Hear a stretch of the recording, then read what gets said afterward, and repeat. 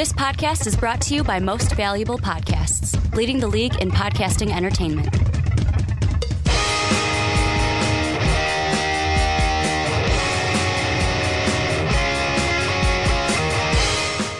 What's up, everybody? Ricky Widmer here, along with the Mark Weber. Dub them ease. And we are back for another edition of the Onside Kick right here on Most Valuable Podcast, your one-stop shop for all the greatest NFL news and analysis. We got a jam-packed show, Mark. I know you're a happy camper. That's right. Bears today announcing their head coach, Matt Nagy. We're going to talk about that. Is he the right guy for the job in Chicago?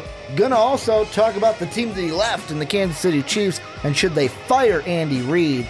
And then we're going to dive into some NFL draft, looking at the New York Giants, their number 2 pick, before we preview the divisional round games for this week. But before we get into everything, a little bit of housekeeping here at the beginning. Number 1, if you haven't already, make sure to check out patreon.com/mostvaluablepodcast. That is how you help support the channel. And at the $10 tier, you can be on the podcast like Christian has been, like Patrick has been, like Jake has been, like Matthew will be. So you can join the podcast, talk about whatever topic you would like. Also, check out mostvaluablepodcast.com. We have a new website, new look, new website because of our wonderful patrons at patreon.com/mostvaluablepodcast. Also, selling MVP t-shirts. That information is down below in the description. Make sure to check it out, how you can get your own MVP gear. And last but not least, if you're on iTunes right now, if you have an iTunes account, please go and give the Onside Kick a 5-star rating on iTunes.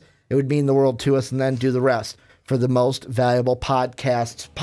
That's kind of redundant, but that's what it sounds like. But we're going to talk about the Chicago Bears first. And Mark, you're a happy camper. Matt Nagy had his press conference today. And before we get into the whole thing of, is he the right hire for the Bears, what's your general reaction as the resident Bear fan here on the podcast? I think going through it, when it first happened, I was surprised it happened so quickly. And then I was also thinking, I like it. Was he the first guy that I was going to jump out at? Maybe not. But going and doing some of this research and looking at him, trying to answer my own questions I had, everything I saw, I liked more and more and more. And now with this press conference, you got to put something out there of these press conferences are essentially pointless. You get the fans hyped up, though. Yeah, it's essentially just a, hi, nice to meet you. My name's Matt.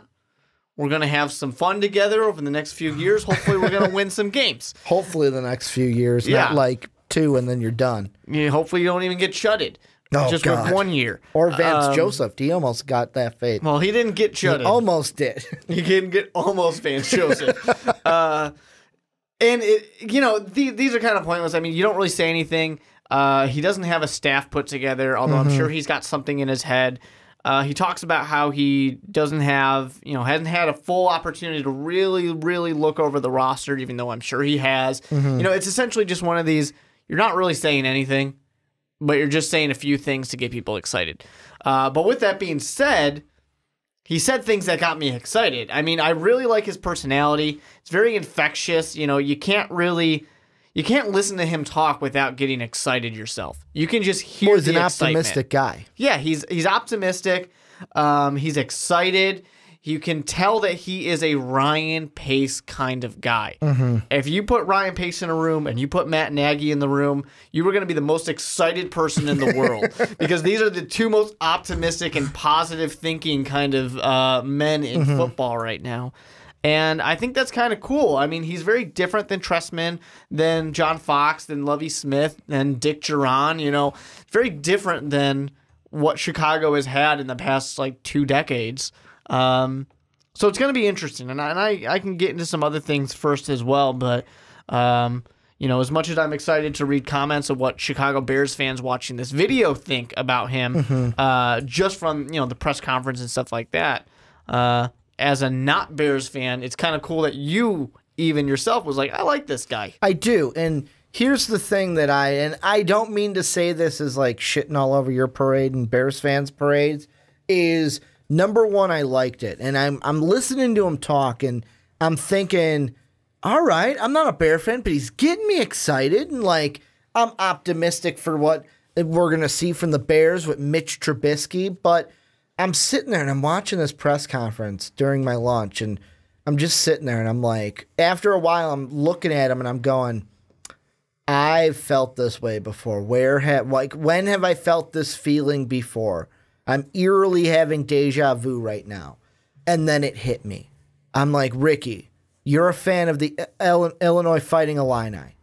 Their basketball team a while ago hired John Gross, who very similar, I would say, to a Nagy hire right now, because Nagy, the big thing, and we're going to get into it, the big weakness that he has, we were talking about inexperience with DeFilippo last week. Nagy's the same way. Like, he's only been an offensive coordinator for 2 seasons. He's before that been a coaching intern, coaching assistant, where he kind of talked about today. With the coaching assistant, he was on both sides of the ball. Then the offensive quality content coach, where he basically was just on the offensive side, being the assistant for the offensive coordinator. And I'm sitting there going, holy shit, it's kind of similar, where you've seen John Gross, where he's been with Taylor in the NAIA, then he was with NC State, then Butler, but then he followed Thad Matta, basically, hey, we're going to Xavier, all right, we're going to Ohio State. And I'm sitting there going, Andy Reid, Thad Matta, 2 coaches to where it's like, are they top 5 coaches? No. But are they good coaches?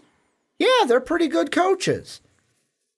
And then in experience. Then I'm thinking like, oh, remember those press conferences that you'd be like, I would sit there and go, yeah, I like John Gross, but could we win some Big Ten Conference games? That would be nice. I get that Nagy hasn't coached a game, but that is the bottom line. Of course, that's what it's going to come down to. You got to win games. Right now, it's, hey, I like the guy. He's a good guy. He gives me hope. But my only worry, if there is one, is that going to translate to us winning games? Because I want whatever's going to translate to us winning games. That's how I feel. That's what I feel as a Bear fan. And he even hinted at it a little bit. And I don't remember if this was his press conference or an interview he had with one of the radio stations here in Chicago. Because he did his rounds. Yeah, he did. He did a lot of rounds. But he was saying something of, you can have a coach that is of a teaching mentality. You can have a coach that is I'm going to yell in your face mentality. And it doesn't matter because everybody's styles work for something. And then that's kind of what it is. I mean, you're just kind of doing whatever it takes to win. That's what matters. And he hasn't coached a game yet for the Chicago Bears. And his team has not even really been assembled yet, because there's a lot of guys who contracts are over. A lot of new people going to be coming in. He comes from a West Coast style Andy Reid tree, but at the same time, he is potentially going to be a little bit more spread based, because that's really the things that he would introduce in those, I think it was 5 games for the Chiefs that he was play calling for. A lot of run pass options, things like that. But we haven't seen any of that. Who knows what's going to happen? He might be 4-3. He might be 3-4. He might say, screw it, nickel all the time. Well, he even talked about that in the press conference. He said that everyone's going to talk about 3-4 or 4-3. And he's like, basically, we're in an NFL where there's sometimes where teams stay in the nickel the entire time. Yep. And it's like a confusing kind of front. So he goes, maybe we're just going to mix things in and out. And sometimes we're nickel, sometimes we're 3-4, and sometimes we're 4-3. It really is going to come down to, we just got to see it. And this first year, because people are going to get excited. We're Chicago Bears fans. We've seen it in the videos, every comment. I've already heard the Sean McVay comparisons. Yeah, we see it in every comment section we have. The Bears fans get excited, and I totally get it. I definitely do. They're probably going to be 16-0 next year.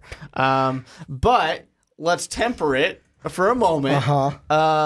Before we get to an 18-1 perfect season, we need to think about the fact that this is a guy who needs to get some of that experience. He's got play calling experience now. He's got offensive coordinator experience. He's a quarterback kind of guy. He can work with a quarterback. But he said it in this press conference of the fact that, when talking about the Kansas City game where he was play calling in the second half, a lot of people are saying, no, Andy Reid took it back over, which would have been weird for Andy Reid to be like, hey, you got us here, but now I'm taking it. Would have been a weird thing to have happen. And he took ownership of it and said it's a learning experience. And I think that's what this next year is going to be. And a lot of Chicago fans are going to be a little disappointed with that because this is Mitch's second year. And it'll be hopefully the first time he has a full NFL season. It's the coach's first year. Who knows what the offensive coordinator could be? It could be, for example, it could be, the quarterback's coach of the Kansas City Chiefs. Maybe he brings him with. Who knows what direction. Vic Fangio might be there. He might not be there. A lot of changes, a lot of growing pains. At least just got to see what happens. At least Bear fans can look and say, thank God Dow Loggins ain't going to be there. That's right. Basically, thank God that he's going to be in Miami with Got rid of Adam him. Gase. But the biggest worry that I had when they announced the hire of Nagy, what was it, yesterday? They announced it, but then today they were doing the interviews and actually naming him head coach. My initial thought, and I know that in our text group, Sean was trying to say that, well, he wasn't an offensive coordinator in Philly, so my point didn't suffice, whereas today during the press conference, he kind of proved my point where even though he was an offensive quality control coach, he still was in the quarterback room and was learning and kind of interacting with these quarterbacks. My concern when they named him was, all right, I know last year he worked with Mahomes. I know last year he was working with some of these quarterbacks to draft one of them for the Kansas City Chiefs. However, when it comes to working with starting quarterbacks, the main three that he's had to work with is Donovan McNabb when he was already an established vet, Michael Vick when he was already an established vet. That was actually post-prison Michael Vick. Well, yeah, Philadelphia. Yeah, that hide your beagle, Vixen Eagle. And then Alex Smith. So that was my initial worry of he's never had a quarterback as the starter, or his team has never had one.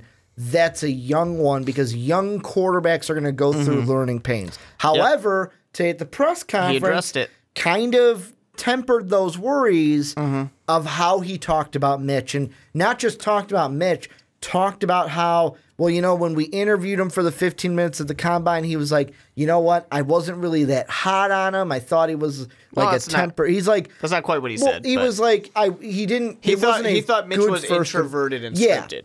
Which he said about 90% of the quarterbacks. All of them are scripted. Plus, he said in those 15 minutes, you don't get a good read for most of them. But then when he had him for like 4 or 6 hours, he was like, this kid gets it. This kid knows it. But he also said about Mahomes that working with Mahomes this year opened his eyes of saying, I'm talking about things that this guy doesn't understand yet.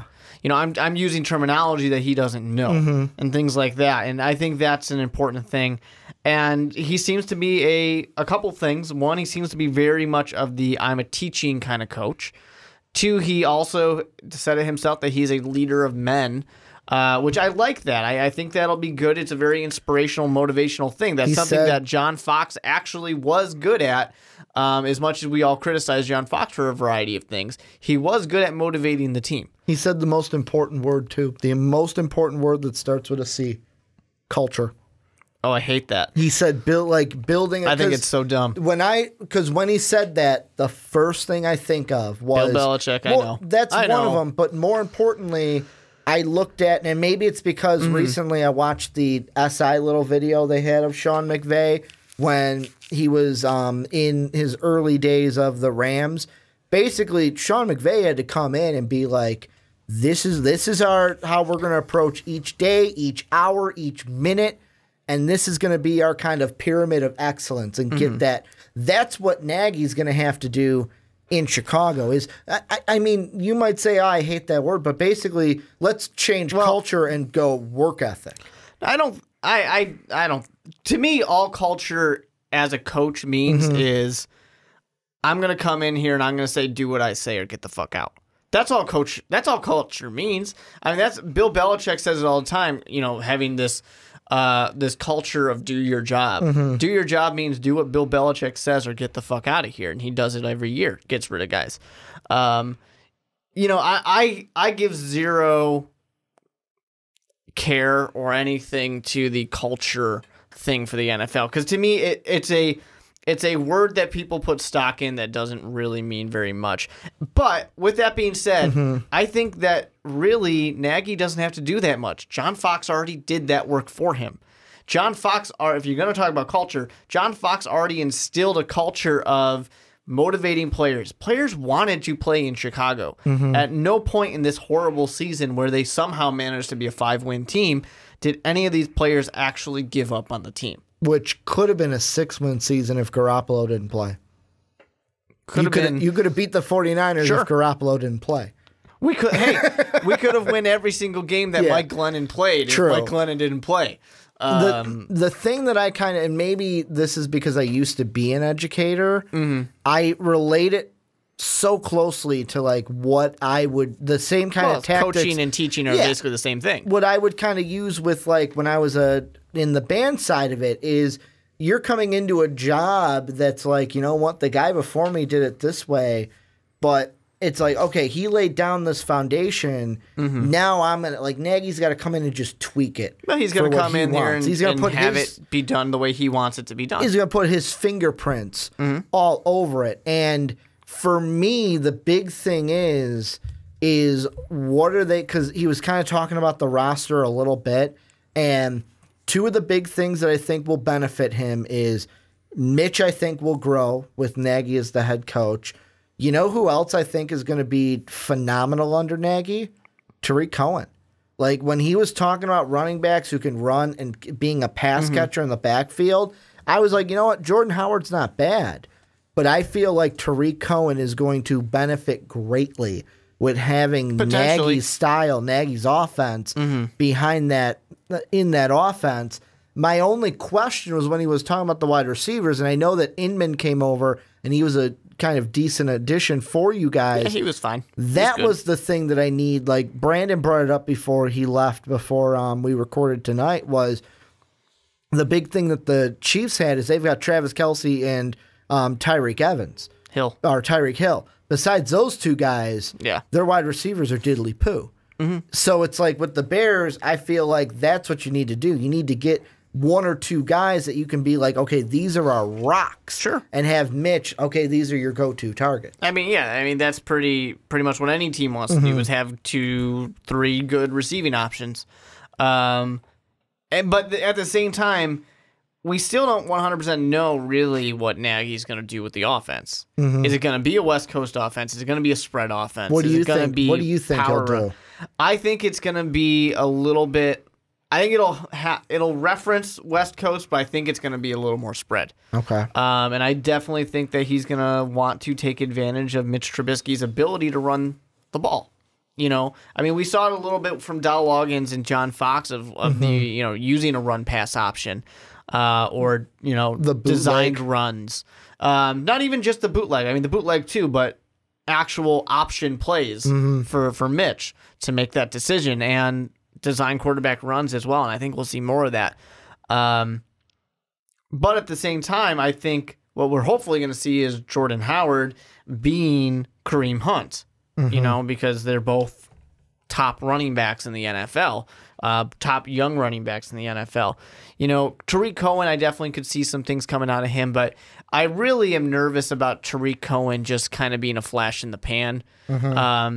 We see it from speedsters, those like young, quick motion type of guys, those joystick players. We see it every now and then of, wow, they're really awesome, and then 2-3 years later, we don't even remember their names.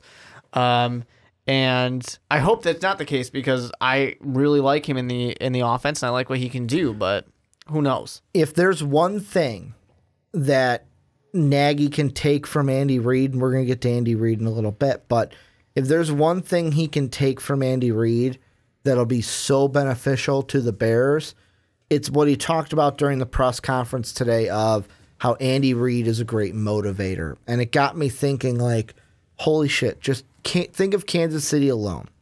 You have the Kareem Hunt story, which before their game I was watching pregame, and in the interview he said, like, yeah, on my first NFL carry, because John Gruden's like, you fumbled. And he's like, yeah, he's like, I don't even remember the last time I fumbled. But he's like, Andy Reid came up to me and he was like, you got this. We're coming back. Like, be ready. We're coming to you next offensive possession again. And just having that motivation. Trust. Think about a guy like Tyreek Hill, where coming out of college, one of the big things that I know everyone was talking about was, shouldn't be in the NFL, the whole beating his girlfriend thing. Andy Reid having trust in Tyreek Hill, I would assume helped him have the confidence to do what he did. And most importantly, Alex Smith. Alex Smith coming over from San Francisco, where it's like, great. I just got beat out by Colin Kaepernick. Everyone's calling me a bust. I don't think that really got to him, but really it was one of those things where Alex Smith was in a position where wait it out. He can go either way of I'm going to tank or I'm going to do well. And having a coach like Andy Reid to be like, no, you got this. I believe in you. Yeah. I believe helped him play up to what he could be. And Nagy's got to have that. A few of the things that he talked about was communication, honesty, and trust. And with communication, the lack of or failure of communication at times. Yeah, and he really kind of put a lot out there. And I think what we're going to see is that trust. And he specifically mentioned trust when talking about a quarterback's relationship with his coach. And he also put it out there, because we talked about Mitch quite a bit, of it's not just about the quarterback. It's about the coach. And he even said, this was in a radio interview when they asked him on 670. The Score? Yeah, Bernstein and Goff. Okay. On their show, they asked. I believe it was their show. I don't know. It's been a long day. But they asked him, do you think you're going to win with Mitch, or do you think you're going to win because of Mitch? And his answer was, we're going to win with Mitch. You know, it's not just one player, and especially not just a young player. You can't put all that on him. He's got development to still go through and everything, and it's a team game. But he really emphasizes the trust aspect, and I think that's what we're going to get a lot of. 100%, I believe this is going to be a player's type of coach. I think him coming and being a player is going to help that. I think his history of not going to he went to a D1 school, but not going to, your FBS kind of school, having to go to a lesser. You're talking about Nagy going to Delaware. Yeah, I mean, I don't want to harp on, in case there's any Delaware fans out there. I mean, Joe Flacco went there. Yeah, he did. Go Blue Hens. In case there's any Delaware fans out there, I'm not making fun of your school. I'm just saying it's not, it's not top choice necessarily for a young high schooler. No. Not getting to really play in the NFL, having to go to the Arena Football League, and then being a real estate agent. This is the story of a guy who understands expectations not quite going where you would hope, or not quite meeting your expectations. This is a guy who understands that sometimes you got to fight a little bit harder. I think those type of background characteristics are really going to make him motivate players to go forward, to play harder, to fight through adversity, especially because Chicago gets injured all the time. Hopefully that's something that gets fixed. But when you have that next man up mentality, you got to teach these guys and get it in their heads of, and in their blood really, of you just keep fighting, you just keep working harder. And these things, you can get through them and you can still win and you can still succeed. Before we end the segment, I'm going to do a little. In my mind, there are two pro athletes that I know went to Delaware. Do you know who I'm thinking of? Well, Joe Flacco. Joe Flacco's one of them. The other one used to play in Chicago in the WNBA. Oh, well, I don't. Elena Delle Donne. Okay. Elena Delle Donne went to Delaware. The only two people in pro sports that I know went to Delaware. Once again, in case there are any WNBA fans out there, I'm not making fun of your league. I've just never heard of her. But she's a good player, right? Let's be completely honest. The only reason I know of her was she was drafted highly by the Chicago Sky. Yeah, I was going to say, she's a good player, I'm guessing. She's no longer she got traded from us and is now with the Washington Mystics. So maybe she wasn't that good? No, she's good. Okay. We screwed that up. But, it was a mistake. Yeah, no, I think it was a contract issue. Basically, it was, you're going to leave us, so we're going to trade you. kind of a thing. I believe it is. WNBA fans let me know, but yeah, they're the only two people I know from Delaware. But this is where you guys come in. Bear fans, let us know what you guys think of the hire of Matt Nagy. I almost said Mike Nagy. Matt Nagy, what do you think? And is it the right hire for the Bears? Let us know in the comment section. But Mark, let's move into our next topic. And I am going to be completely honest, for those of you on YouTube that have clicked this video and are already typing in the comment section, this is a very first take like title. However, because of what happened to the Chiefs this past weekend, you blow a lead like they did, you lose to the Titans where Marcus Mariota was making his first playoff career start. I'm going to just blatantly ask, Mark, should the Chiefs fire Andy Reid? No, they shouldn't fire Andy Reid, but I don't think the question is that ridiculous to ask. From the mindset of a similar mindset that we talk about, not comparing it, but to a Marvin Lewis, Chuck Pagano, these guys where we kept saying, when is enough enough? When do you get sick of it? I think the Kansas City Chiefs are a different team than, say, the Cincinnati Bengals. Where it's not a mediocre team. I do believe that Andy Reid has potential to get somewhere. I mean, when it comes to the playoffs, he's almost 50%. So only been to the Super Bowl once. I mean, if you want to sit there, everybody loses in the playoffs, right? Except for that one team that wins. Yeah. So people like to say, well, he lost this year, he lost that year. He's lost 3 times in a row. But it's not Marvin Lewis where it's loss. Only that. He's won. He has won. He did win a playoff game in 2015 for Kansas City in the playoffs. They just ran into the Patriots. I think this loss is the only truly, well, maybe I shouldn't say that. The loss to the Pittsburgh Steelers was kind of embarrassing too. These last 2 losses have been a little embarrassing. But at the same time, he's a great coach. I mean, you can't get around the fact that he is a good coach. If you really were to fire him right now and go out into the wilderness of the coaching search, the carousel, who are you going to get today that's going to be better than Andy Reid? No, well, here's what it is. And from what I feel is 2 things. One, Adam Schefter was talking on, I think it was Adam Schefter, on NFL Live. And was it? I don't know. I think it was. It was someone on ESPN. They made the comment of like, oh, it was Schefter. Because he's like, I used to report for Kansas City. And I used to be on the sidelines for their games. And he goes, the one thing that it's like when you're there is it's like a playoff game. You're in Arrowhead. They'll go down 3-0 in the first. And the kind of just feeling of that stadium is like, oh, not again. Oh, this is not going to end well. And it's like, dude, it's 3-0 in the first. And just hearing that, I was like, this is yet again another segment where it's like, holy crap, I felt that before. Sure. You want to know why I felt that? Cub fans. Every time in the playoffs, it's, well, we're down 1 run. Fuck it. It's over. It's the end. The curse is here. Well, that's because there's no such thing as a real Cubs fan. Except for like people like me. It's all a bunch of bandwagoners. Mickey Morandini, my favorite Cub of all time. Favorite Cub of all time, Mickey Morandini. However, that's what I related to. Is like, oh my God, I felt that before. Like, I remember being in the playoffs the year we won the World Series. And being like, fuck, like, no, we're not, like, we're down 2 runs. It's over. It's not going to happen. Like, doubting your team. It's a proven fact that if you go on Twitter and post only negative shit about your team during the game, they'll probably win to prove you wrong. It's a proven fact. Yeah. However, should he be fired? No. The question, though, and what I think the answer is also no, is Andy Reid the guy to get the Chiefs over the hump?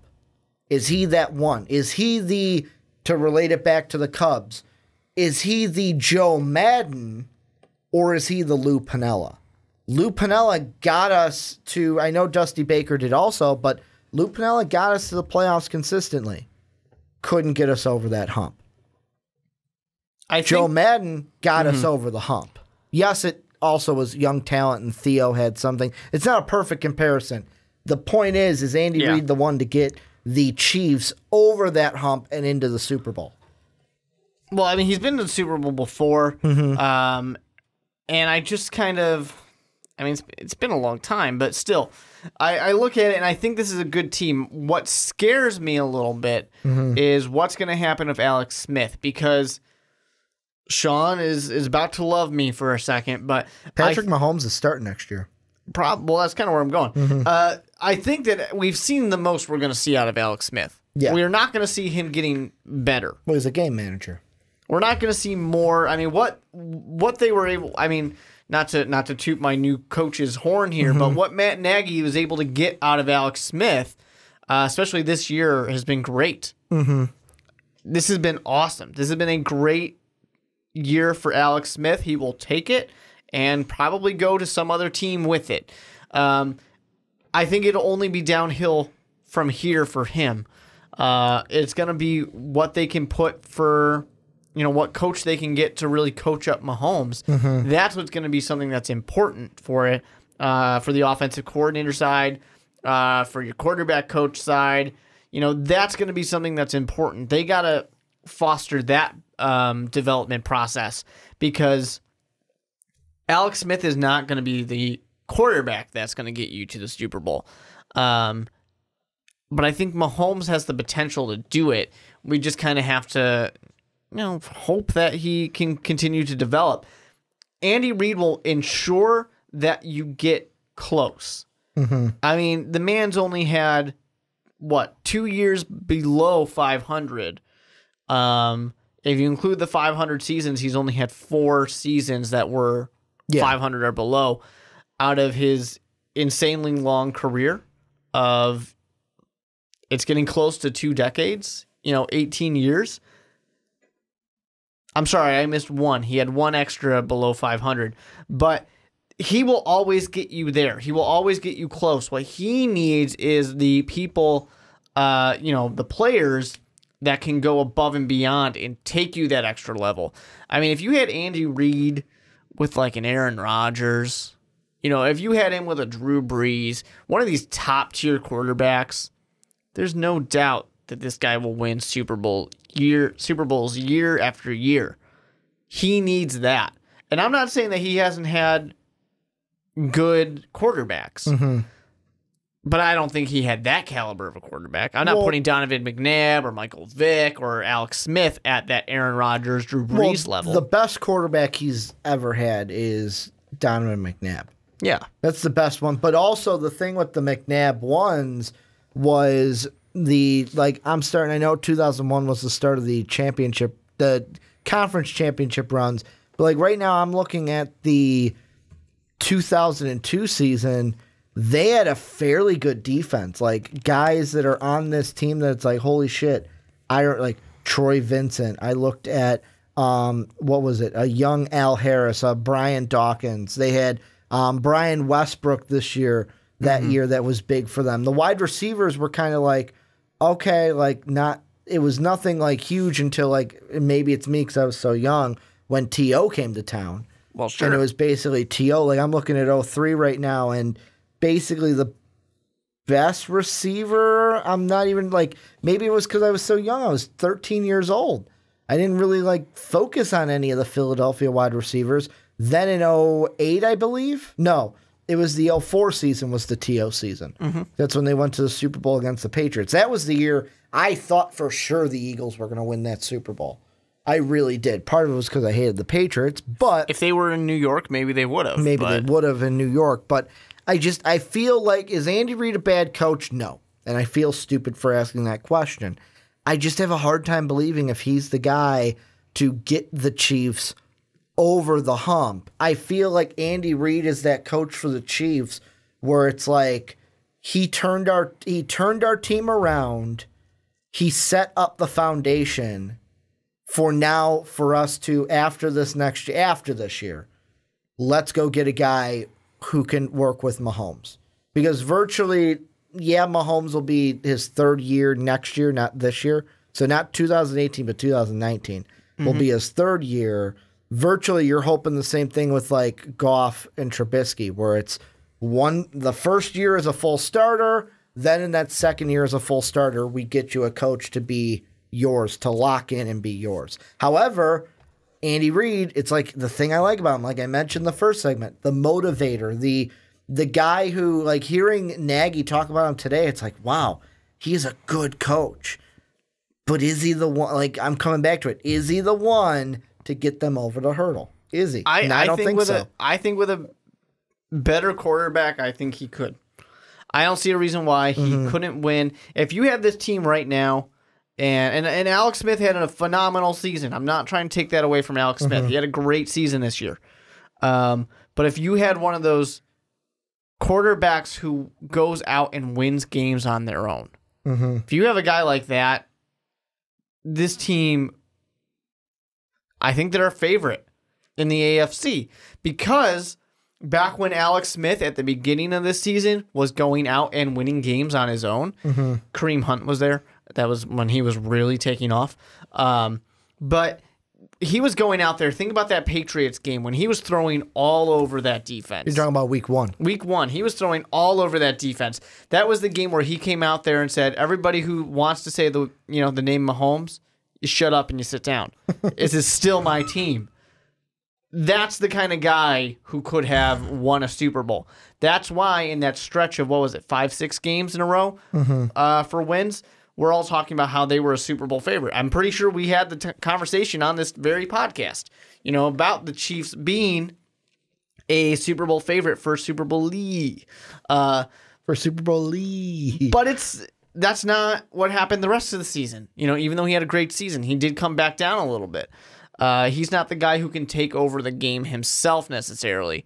And I think that's really what Andy Reid needs to have in order to get that success, because, he's going to get you to the playoffs all the time. That's what the man does. He's only missed the playoffs, 6 times in his career? That's insane.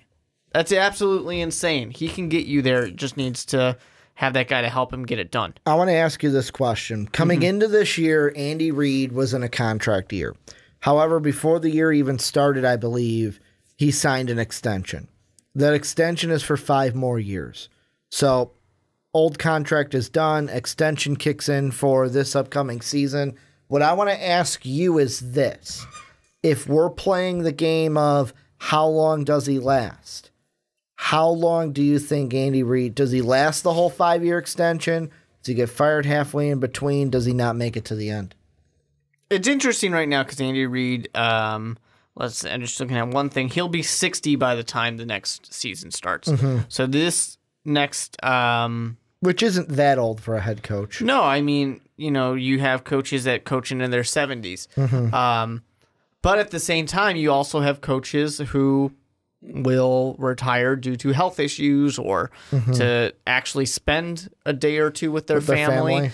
And he might be that kind of guy, especially because Andy Reid has not necessarily been known for being the healthiest of men out there. I mean, he's lost some weight. He has. He definitely has. The walrus. Yeah. Well, can't really call him the walrus after he just said he lost some weight. No, but the mustache, he looks like a walrus. I still, whenever it's cold, I think of, who was it? Jeff Fisher with the mucus mustache. Oh, I frozen. I'm thinking college side. No, I think of Jerry Kill with Minnesota. He was the one that had diabetes, and he had to get his sugar levels up so it's below freezing, and he's eating an ice cream bar. That's awesome. Hey, chocolate eclair on the sideline. Honestly, I would do it myself. I would definitely do that. Yeah, my wife always is like, "Why do you want ice cream right now? It's 10 degrees outside." Okay, it's ice cream. It's ice cream.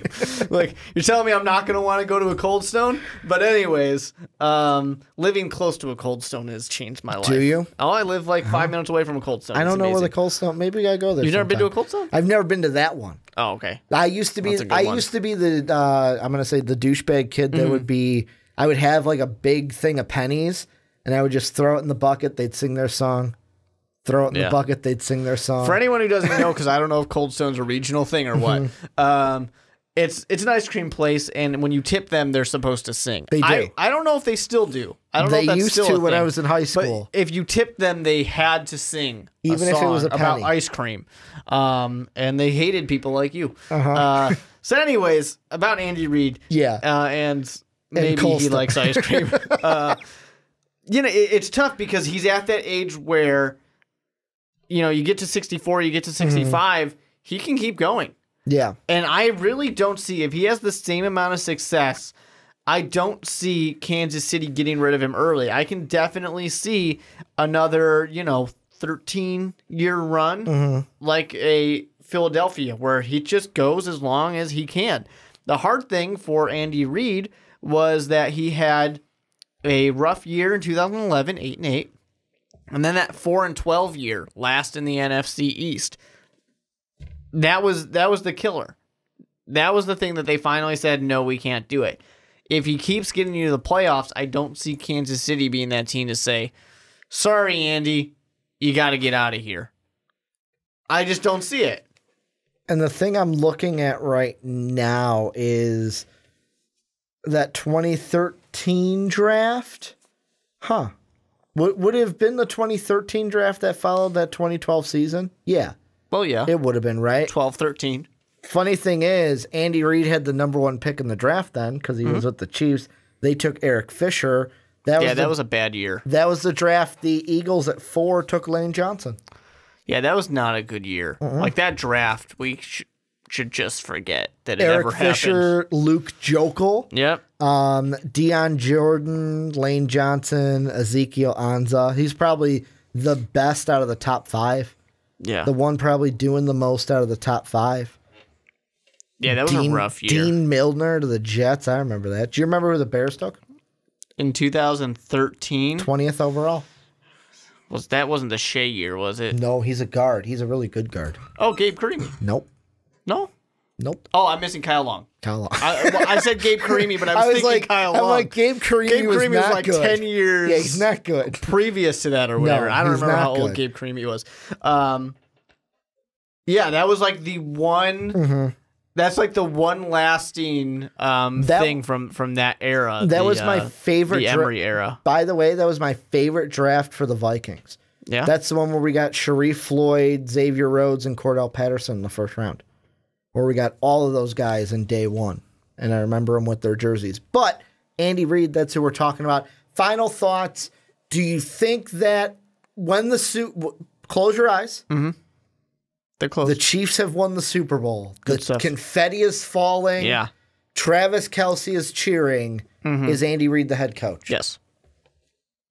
Okay. I think with an no. ice cream cone. I think no. When the Cold Chiefs win the Super Bowl, Andy Reid is not the head coach. I think that he's a good coach. He's going to win the Chiefs games, get them in the playoffs, but I don't think they win a Super Bowl under Andy Reid. I think he'll get one. I do. Within this 5-year contract, or does he have to sign another extension? Depends. Depends on when they'll start to let Mahomes play. Well, this is where you guys come in. Let us know what you guys think down below. Should the Chiefs fire Andy Reid? Will he make it through his 5-year extension? Let us know what you guys think in the comment section. But Mark, let's move on into our final topic before we get into our divisional round preview for this week of games. And what we're looking at is the NFL draft. Both the Onside Kick and the Primetime Podcast, really how the days work out. It's a double draft day. That's what I'm trying to say. Double draft day. Lamar Jackson and Mason Rudolph is what we talked about on the Primetime Podcast. We're looking at the New York Giants, and really we're talking all quarterbacks today because really the consensus is that Darnold or Rosen number 1, the other one number 2.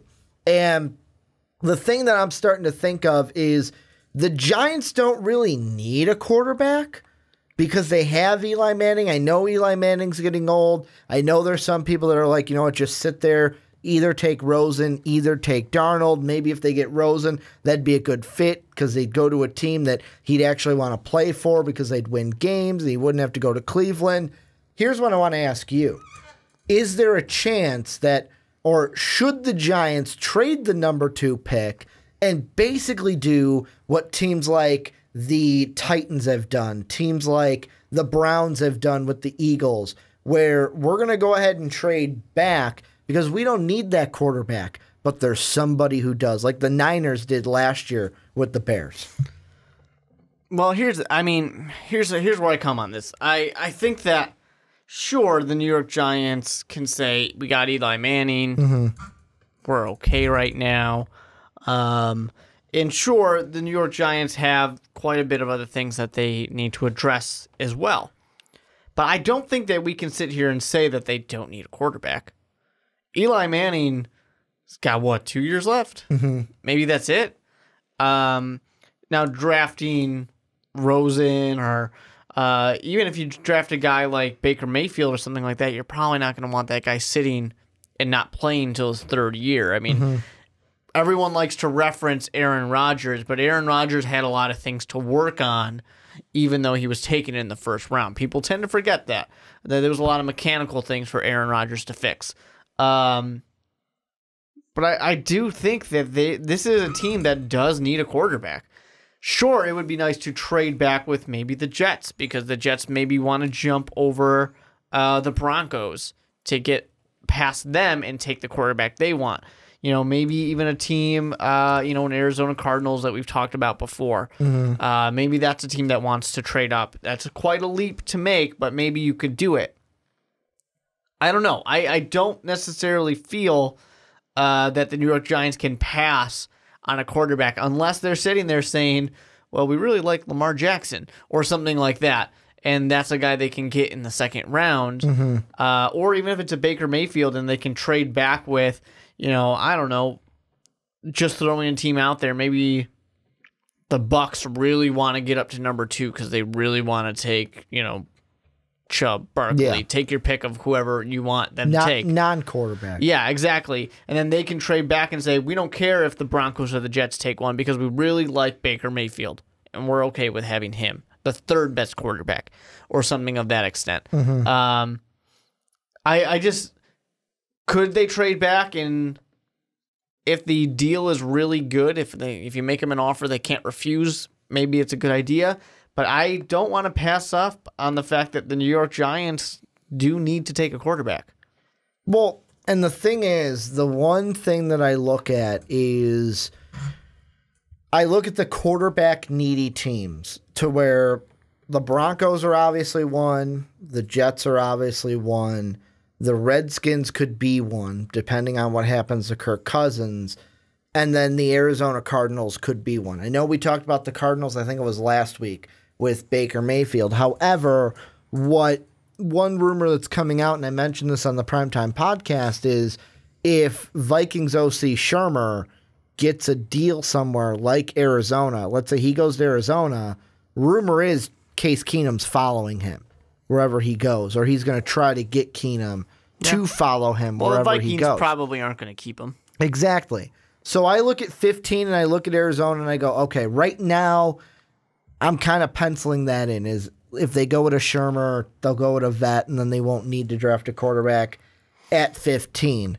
However, I mean, the other teams, Denver, New York, well, the other Jet team, and Washington, the New York to New York connection, will they be willing to work with a New York team? Because it's kind of like crosstown rivalry in a sense. Different conferences, though.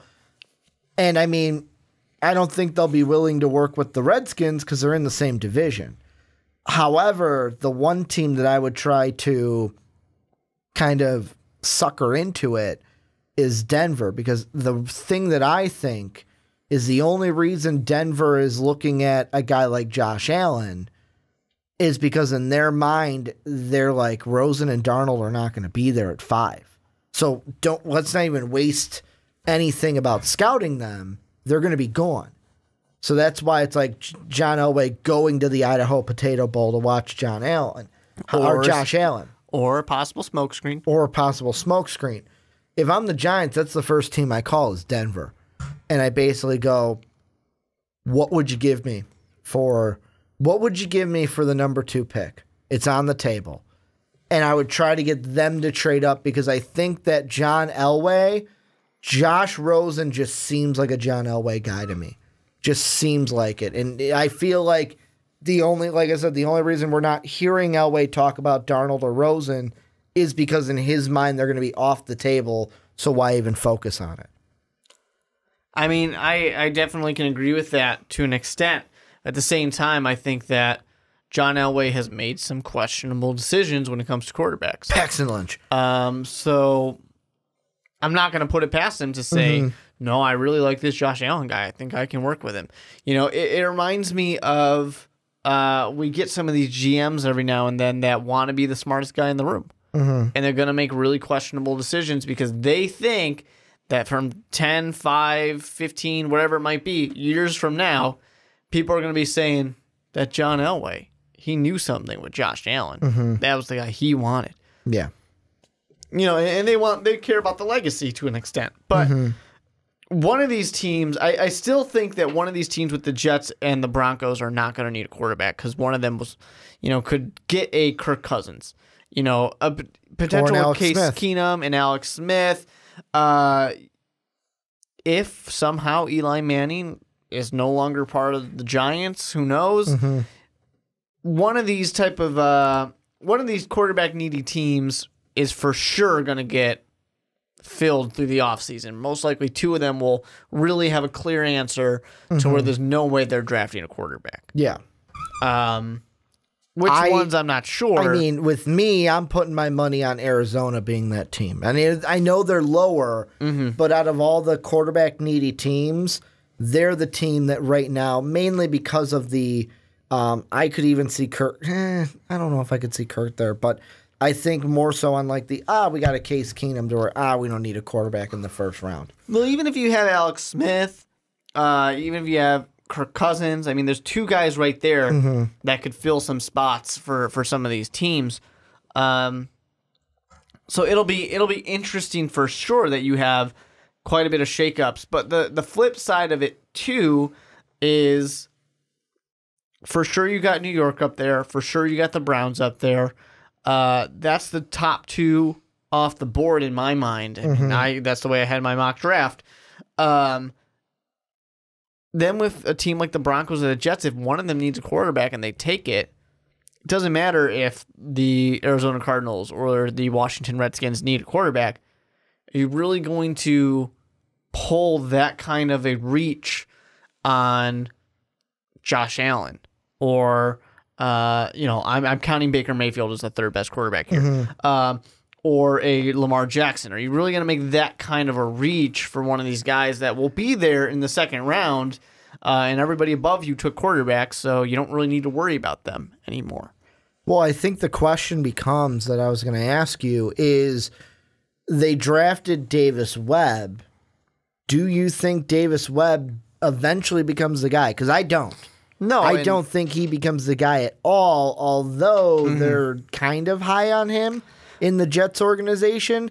I don't think Giants. you do. Well, Giants organization, pardon me, G-Men fans that I said Giants, but part of me is like, if you're asking me is Davis Webb the answer, then in that case, I'm taking Josh Rosen, because no, he's not. Yeah. Or I'm taking Darnold, whoever's there. I think if they really thought he was the answer, then Geno Smith wouldn't have had an opportunity to play. They would have skipped right over him and said, let's see what this young guy's got. Kind of like the Bills did. Yeah, I mean, and you learn pretty quickly that, oh, no, never mind, we need another quarterback. Yep. Putting one of these young guys in there is your perfect opportunity to see that. Even if you know they're going to make some mistakes, they're going to do something dumb. Maybe not like 5 interceptions dumb, but something. And New York did not take the opportunity to do that. To me, referencing it as a Chicago Bears fan, this is a David Fales. This is we're just taking a shot on this guy. Maybe he'll turn into something. Oh, not really? Okay, whatever. We can get rid of him. We're not that upset about it. And now he's in Miami with Adam Gase. Exactly. I mean, and he'll probably never play an actual game of football. He did. In the NFL. I think he played Week 17. Good for him. I think he played Week 17 for the Dolphins. I thought he was in. He might be. Dolphins fans, let us know if David Fales showed up. I thought he was in Week 17. I could probably look it up, but I have a weird feeling with this Giant pick that we're going, like, I know it's early. It's January, we're talking about this, but I just have this weird feeling with this pick that it's going to get traded. That the Giants aren't going to, like, that either one of two things, that the Giants trade it and someone else makes the pick, or we get a Phillip Eli situation where it's, we're drafting Josh Allen, or we're drafting Josh Rosen, but we're not taking him. We're eventually trading him to someone else. Like, I don't see that being the scenario. I think that this pick is getting traded, though. I could see the pick getting traded, sure. Yeah, what I'm saying is, It's been a popular thing to I have do. a weird feeling that this pick gets traded and the Giants don't take a quarterback. Because I feel like they don't need, like, they're going to sit there and go, I don't need to. If you trade this pick, you're not taking a quarterback. No, I know. Because you're trading to a quarterback needy team. No. What I'm saying is, I have a weird feeling that this pick is going to get traded rather than them sit at 2 and take a quarterback. And my response to that would be, that's a dumb decision. You are not going to be in this situation again. It's that simple. It's the same thing with the Colts. And now the Colts did it a little differently. They made a decision Eli's brother to get rid of Peyton Manning because of Andrew Luck. You are not going to be in this particular situation again. If you like these two quarterbacks, they might sit there and say, yeah, we don't like either one of those guys. And that's fine. But if you like one of these two guys, you will not be in this opportunity again where you get to make this pick. Eli Manning is a good enough quarterback, even though the offense hasn't really shown it very much in the last, 3 years. But he's a good enough quarterback. You've got enough pieces. Your defense is good enough to at least get you 5, 6, 7 wins. That's probably the only two, and I'm looking at it right now, the only two teams I would trade, and it all depends on what you feel about Darnold or Rosen. And let's say the Giants don't want either of them. And the Giants are sold on the only, if they're the only guy I would want is Baker Mayfield, then in my mind, there's only two teams I'm trading with, the Broncos or the Jets. Because, the Broncos, for example, you can sit there, wait to see what the Browns do. Browns take quarterback. Okay, we know they're not going to take quarterback at 4. I hope they wouldn't. However, who knows? I don't think either the Colts or the Browns at 4 would take a quarterback. So then at that point, I can go, all right, let me try to trade this pick to Denver. Denver gets the guy that they want, but see, then it's a tricky situation. Do you think they're going to, you could be sitting there going, Rosen is this pick, but John Elway could be sitting there going, no, if I trade up, kind of like a Ryan Pace situation. No, if I trade up, I'm going with Baker. I'm getting because he's the guy on my list. Yeah. You don't know who's on whose list, too. Exactly. So the reason why I say 5 or 6 is because I feel like out of Allen, Baker, Rosen, or Darnold, whoever's there at 2, I feel like right now I'm looking 2, 5, 6. Those are I can still get a shot at one of those 3 at 5 or 6 if I wasn't sold on Rosen at 2. And I know that maybe you're going to get some nice picks out of this, but. And hell, maybe this is why I'm not a GM in the NFL. But I sit there and I say, if I have the number 2 overall pick and I'm debating of trying to trade back to 5 so that way I can get the 3rd best quarterback in the draft who maybe I like enough to be my number 1, I'm just going to take him. I'm just going to draft him. I'm not going to play games. I'm not going to risk that the Colts or the Browns, a team that loves to trade back, I'm not going to risk that one of them does it. Because last year, you know what I saw? 3 teams trade for quarterbacks. 3 teams trade up. Well, here's what you could do. Not going to risk that again. I'm using an NFL draft pick value calculator. So, of course, the value is a little bit under the number 2 pick. However, it's really close. If this is with the Jets.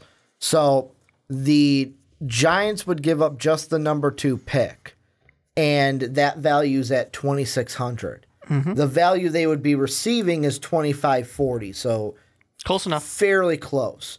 But they would be receiving from the Jets the 6th overall pick, and then the 37th and the 49th. So a 1st and 2 seconds. Sure. Just for the Jets to move up from 6 to 9. But if you're a Jet fan, I don't know if I'd want to do that. Which I'm ignoring that. That's great on the New York Giants side. My only thing is, if you're going to sit there and say Baker Mayfield's the quarterback we want, then why not take Baker Mayfield? Just draft him. Why risk trading with the Jets and the Jets going Baker Mayfield's the quarterback we want and drafting him, and then you say, shit, now our 10-year plan is gone because the quarterback we wanted is gone. Let me ask you this, and this was before our first mock draft. That's assuming that they're that set on that quarterback. Yeah, before our first mock draft, I had referenced Colin Cowherd. And he said, any mock draft that doesn't have Darnold and Rosen 1-2, throw it out the window. You don't take it seriously. That person doesn't know what they're talking about. Darnold and Rosen are 1-2. My question for you with the Giants is, I know that we're saying they probably should take a quarterback because Eli's, 34? Davis 37. Webb, 37. Davis Webb isn't the answer. So why not take the quarterback that you like at 2? Is there a possibility that the Giants, and I know that a lot of this conversation, a Giant fan has probably already said it, guys, why are we having this conversation when they haven't even they've hired a GM, they haven't hired a coach yet. Sure. So that's going to play into this.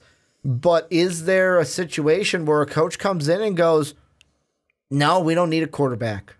Let's take, there's a chance that they don't even trade the pick, but they don't even draft a quarterback. They take a Bradley Chubb or an Orlando Brown kind of guy. There's definitely plenty of opportunity and chance that somebody doesn't want. Or a Saquon Barkley. Now, the flip side is the GM might say, I don't give a fuck what you want, coach. I make the decisions. Yeah. And we don't know how that dynamic's really going to work. We don't know what those plans are. They might say, well, we don't need it right now because, you know what, we'll just get a free agent quarterback in a couple of years. Or we'll draft, whatever. Or who knows we'll what try they're to going to get do. a Case Keenum. Yeah, who knows what they're going to try and do.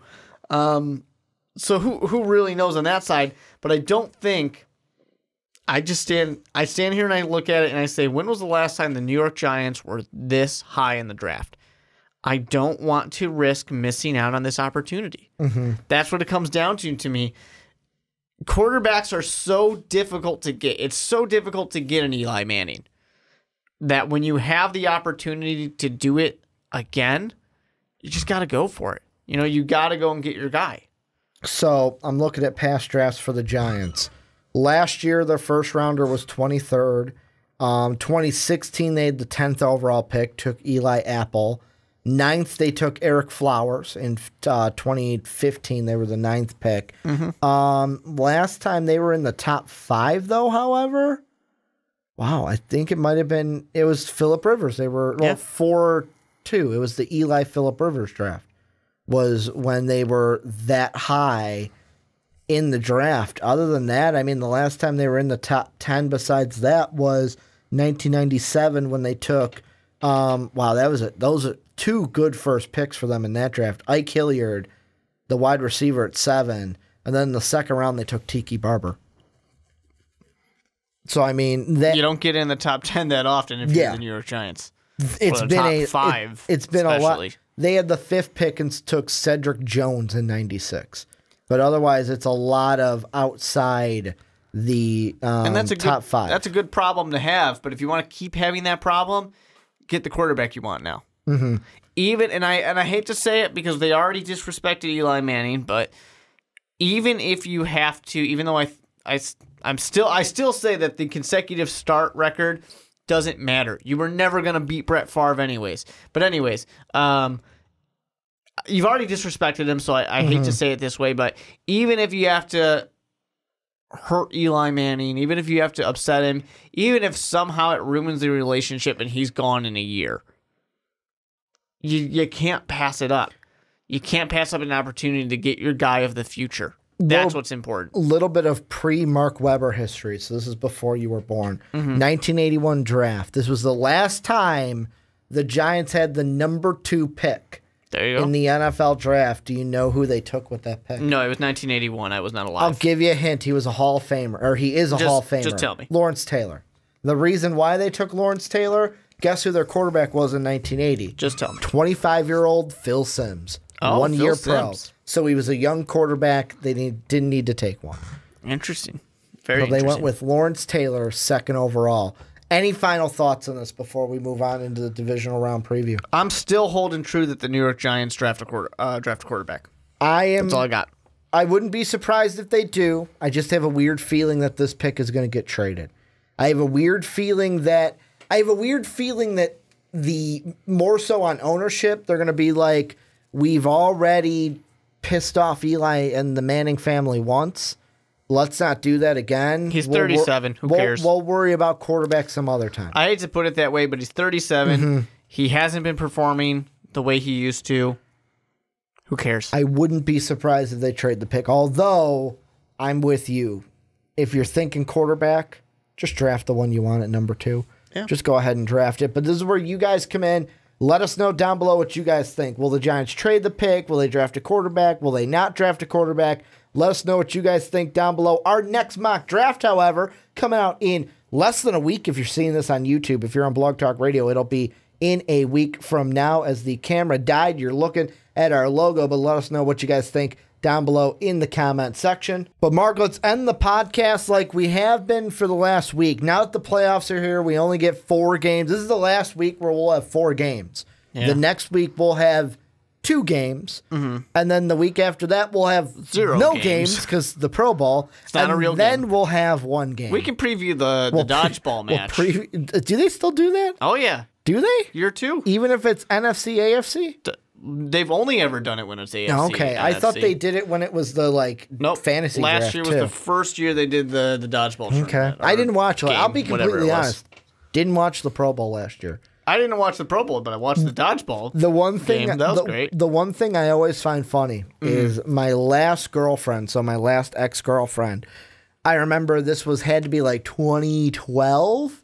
I remember she was going to be in the fantasy football league. It needs to be said, though, you don't need to say last ex-girlfriend. Yeah, I know. That's what ex means. Well, I have a lot of ex-girlfriends. It could have been the first one. But the last girlfriend I had was, I remember chuckling a little bit because she wanted to be in the fantasy league before we broke up.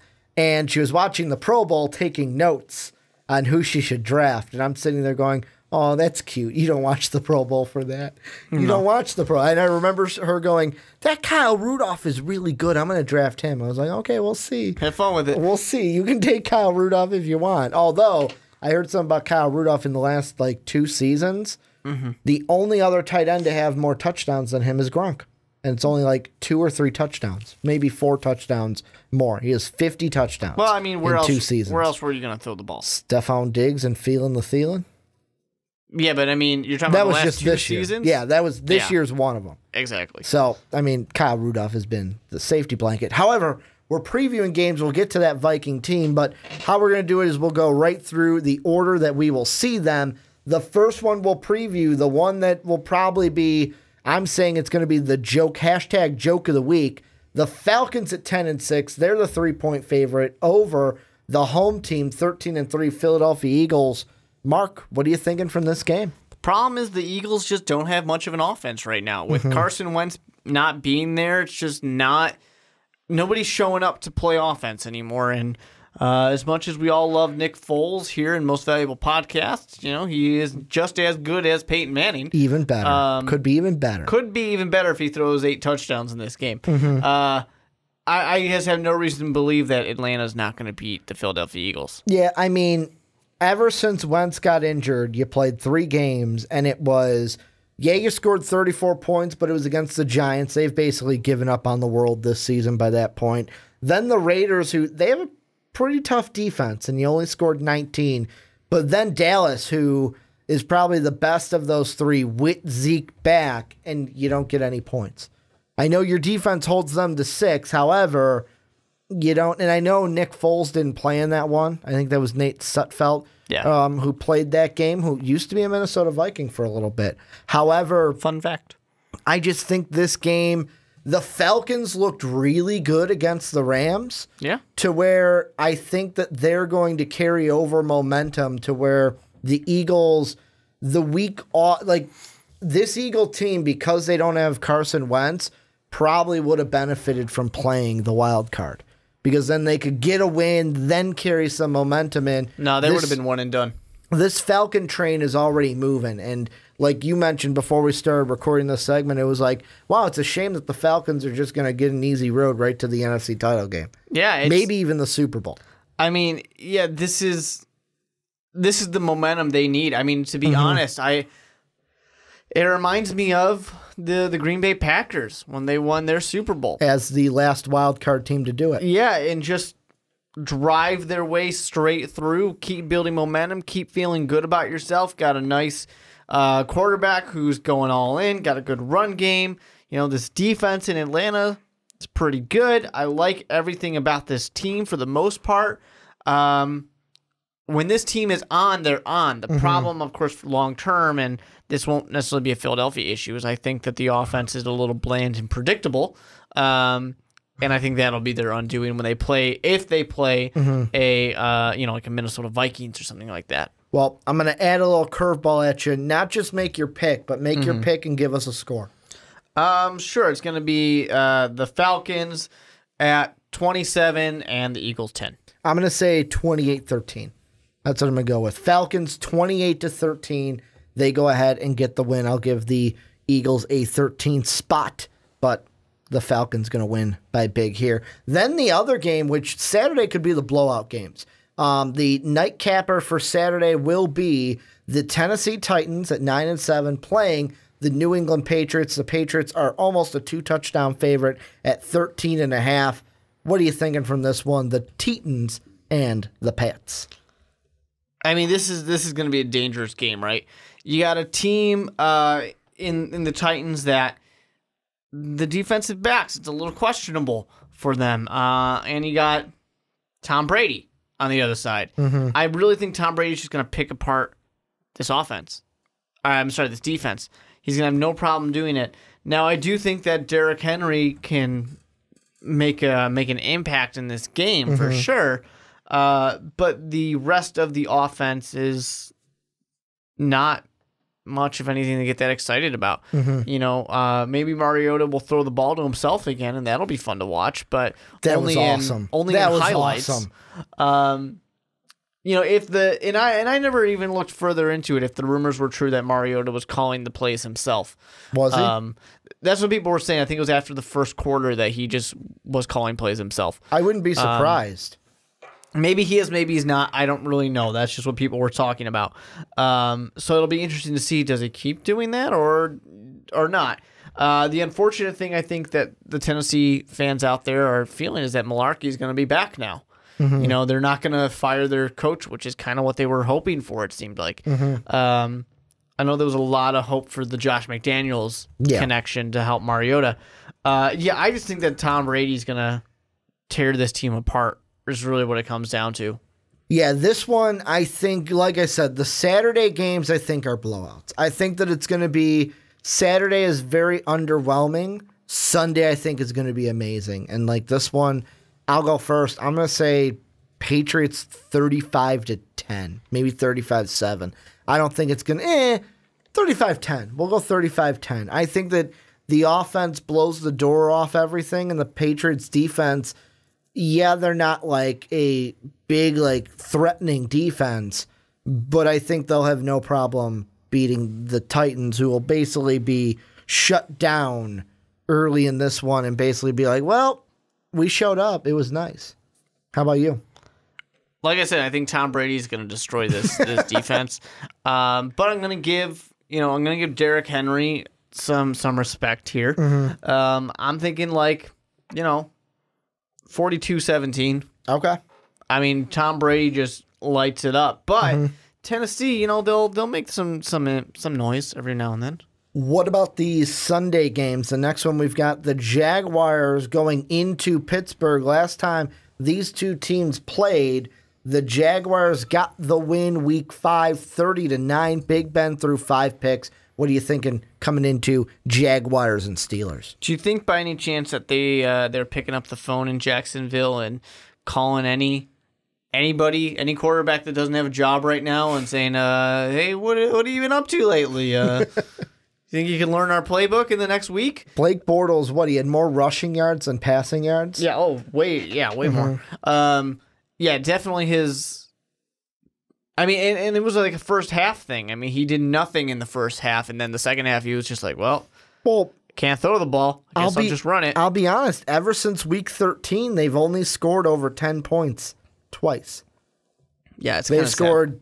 Or I'm sorry, I was looking wrong. Ever since the last 2 games, ever since week 15, they've only scored over 10 points once. That's what I was reading the win losses wrong. But at the same time, this Jacksonville defense is fucking amazing, and that's what just keeps them in. You know, this is going to be a low-scoring matchup to me. And part of it's because Jacksonville can't do anything. But then the other side is that the Jacksonville defense is so good that Pittsburgh's going to have trouble doing anything. So if you like defense, you'll like this game. But you're going to have to sit there and watch Blake Bortles be bad as well. Give your prediction before I give mine, because this is Pittsburgh. I mean, Pittsburgh's going to win. This is one to me where the defenses will shine. Yes, the Pittsburgh offense is better than the Jaguar offense. However, it's going to be whichever defense can make more plays. The thing that I think will hurt the Pittsburgh Steelers defense is they've looked like a completely different defense after the Ryan Shazier injury. Sure. And that I think will hold them back a little bit. But it doesn't matter. What's Blake Bortles going to do? What's your prediction? Who you got? Well, it's going to be Pittsburgh, and it's going to... Going against your full Super Bowl. You picked the Jaguars when we did the full bracket. Yeah, but... But then the wild card Then I watched Blake Bortles play in the wild card, and I thought he could do enough, and I was proven wrong. 14-6. I'm going to go on a similar note. I'm going to say 17-13 Jaguars. And that's going against my original. Do you think that some points are going to get scored? That's interesting. Well, I said the Steelers. Remember when you go back to my Super Bowl prediction, I said, well, it's easy. Patriots, Steelers, don't even say anything else because it's a walk in the park. Well, conference, yeah. What I think is going to happen is I think this Steeler offense is going to get stopped a few times by this Jaguar defense. Oh, for sure. And what I think will happen is Leonard Fournette will pick it up a little bit. They will score a little bit more than they did in the last one, 17-13. Jaguars get the victory and will play the Patriots in the AFC Championship game. Let's move on to the last game. And this is me not just saying this because the Vikings are in this game, but this will be the best game of the week. Book it. This will be the most exciting game from beginning to end, and this will be the game we are talking about next week on the podcast. Like, oh my God, this was amazing. I mean, that you're basically being like, all right, we got these movies you can watch. One directed by Steven Spielberg. The other one, a bunch of second graders. Have fun. Which one do you want to watch? Like, these are not comparisons. So you're telling me Steven Spielberg classic, Adam Sandler newer movie. Yeah, not like Happy Gilmore, newer movie. Essentially. And it's, I mean, they're not even on the same page here. I mean, this is a great matchup. You have one of the best defenses, if not the best defense in Minnesota, with a team that scores quite a few points. Then you have one of the highest scoring teams with another defense that doesn't let teams score that much. It's kind of cool where you'll have one of the best, and then just really good as well. So this is going to be really interesting to see. I don't think, and I know you, Ricky, love to say, oh, well, we beat the Saints. It's completely different. It was week 1. Completely different. This is a different team. This is a different game. This is going to be interesting. The thing I will say, if we are to see Drew Brees, the guy who we just saw destroy, well, I shouldn't say destroy because it was a close game, but Drew Brees himself was near flawless against the Carolina Panthers. If we see that Drew Brees come out here and play against the Minnesota Vikings, I really don't care how good that defense is. Like I said, he was near flawless in that game, where he will make this great defense look average. Not a chance. You're a fan. Well, no, you're a fan. I'm not speaking as a fan. Here's what, and this was my thoughts. Don't disrespect Drew Brees. No. This was my thoughts after the Panther game. That whole game, I was rooting for the Panthers. Didn't want to see the Saints. Well, you got to claw up. Mainly because, like, I told Brandon, and part of this is a joke, so don't take it really serious. I shouldn't even joke. I'm not going to make the joke. Executive decision, I'm not going to make the joke. Basically, the joke was going to be, I'm going to be really, really sad if the Vikings lose to the Saints yet again. Yet again in the playoffs if we lose to the Saints. Not going to say what the joke I was going to make. It'd be too insensitive. However, my thoughts after that Panther game was, all right, the Panther defense shut down the Saints rushing attack. Check, we could do that. However, the Panthers offense couldn't do anything. Why couldn't they do anything? First off, their rushing attack isn't that special. Check, ours is better. Then, oh wait, they don't have any wide receivers besides Olsen and Devin Funchess. Check, we've got better receivers.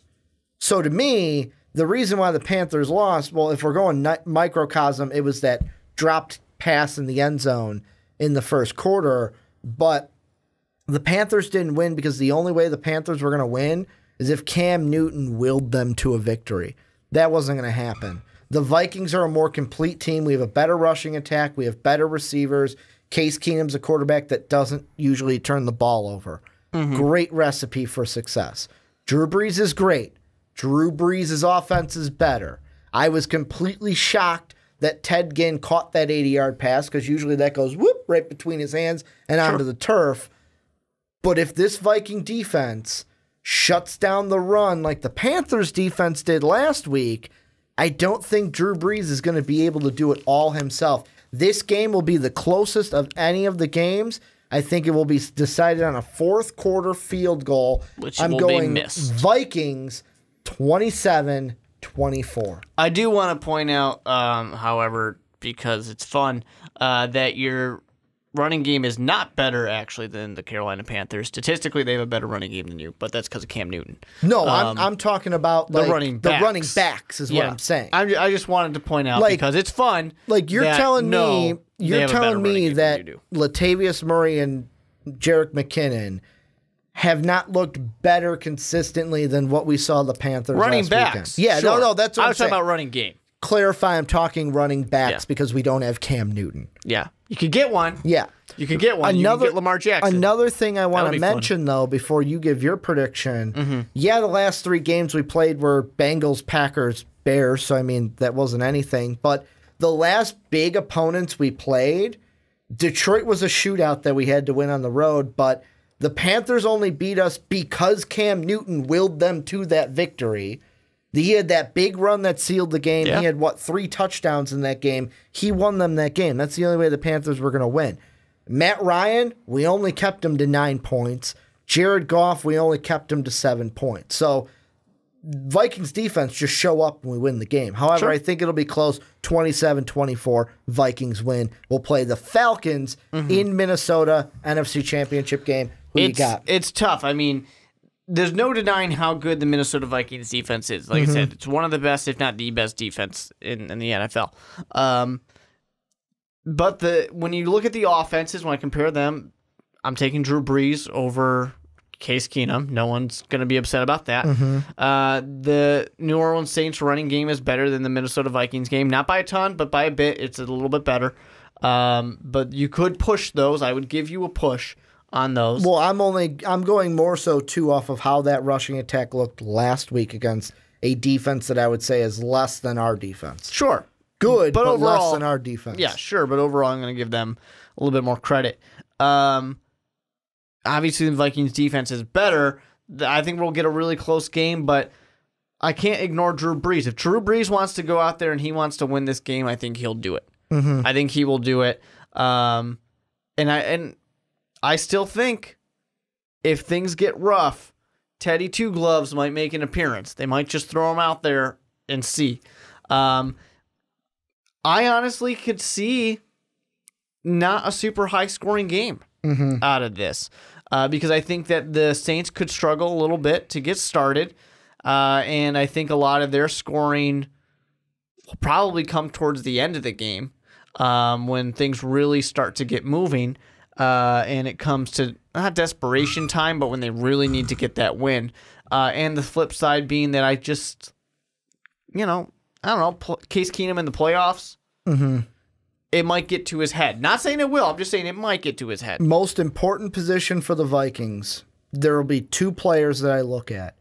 Trey Waynes, Xavier Rhodes. And another reason, and this is me comparing it to last week, one of the big things that the Saints were able to target with the Panthers was, I think it was Bradbury, who's the main number one corner for the Panthers. They didn't do that thing where, he shadows the number one receiver. Yeah. So what was happening was, or they did, it was one of the two, but basically Michael Thomas they did. So Michael Thomas was left wide open because the next best corner for the Panthers isn't anything to write home about. It'll be a tougher matchup with, you know what? Put Ted Ginn or fucking Michael Thomas on either side. We don't even need to have them switch. We might have them switch, but Trey Wayne, Xavier Rhodes, our corners are better. So, I mean, it's going to be a tougher matchup. I'm not saying that's automatically putting us with the win. I'm just feeling a little confident heading into this one. But I do think it'll be a close one. 3-point victory is what I'm going with. I'm picking the Saints. They are my Super Bowl winner. Just to break my heart. After all. You just want to break my heart. I just believe in Drew Brees right now, and I think he can get it done. I love the run game and all that good stuff. But I'll give you the very close game, 23-21. Well, this is where you guys come in. Let us know what you guys think down below. One interesting fact I got to read off. Adam Schefter had a tweet yesterday, which was Monday, that said the experienced versus inexperienced, the amount of playoff games, Brady has 34, Mariota has 1, Roethlisberger has 20, Bortles has 1, Matt Ryan has 9, Foles has 1, Drew Brees has 12, Case Keenum has 0. So it's basically experience versus inexperience for every single game. But let us know what you guys think down below. A little bit of housekeeping here at the end. If you like what we're doing here on the podcast, make sure to check out patreon.com/most valuable podcast for $10. You could be on the podcast with Mark and I talking about whatever topic you would like to talk about. I believe it was for December we had Christian on. And, well, actually, Christian and Patrick. We both talked Bears, and then we talked Jimmy Garoppolo with Christian. So you could be on the podcast, too. Check out patreon.com/most valuable podcast. Also, we're selling MVP t-shirts. That's all in the description. You can check that out today. Then if you're on iTunes or you have an iTunes, please go and give the Onside Kick a 5-star rating. It would mean the world to us. Then last but not least, check out mostvaluablepodcast.com. That's where everything for Most Valuable Podcast is going to be. A brand new website thanks to our patrons. So another thanks to our supporters on Patreon. Want to thank you guys for either watching, either listening. But as always, have a good day, everybody.